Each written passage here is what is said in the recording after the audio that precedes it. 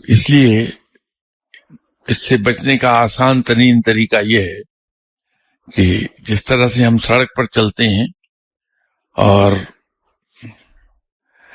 ہم یہ کہتے ہیں کہ کسی پر ہماری نظر نہ پڑے کہ کون کس حال میں ہے، تو ہم اس سے بچنے کے لیے اپنے سامنے جو سڑک ہے اس پر نظر جمائے ہوتے ہیں.